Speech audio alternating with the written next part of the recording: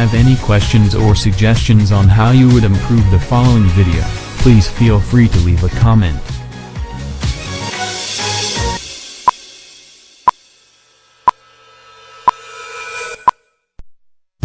Did you know that there are two different types of slow motion videos, or high frame rate videos? There are real-time videos and menial-method videos. Here is a short and simplified explanation. Here is a side-by-side comparison during recording. As you can see, the menial method does encode the output video file at an altered speed.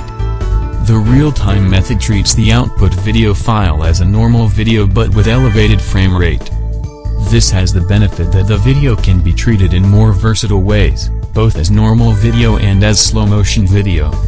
Such a video can be played back at original speed, or slowed down if needed. The same can be done during video editing.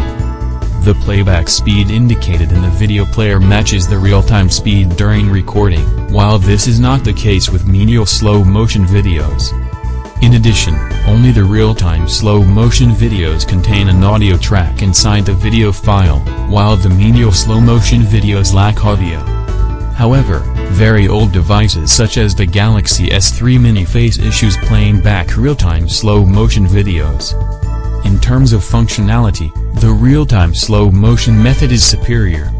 For that reason, manufacturers have increasingly shifted towards the real-time method over the years. Samsung in 2015 with their Galaxy S6 for example. These are the differences between these both kinds of slow-motion video.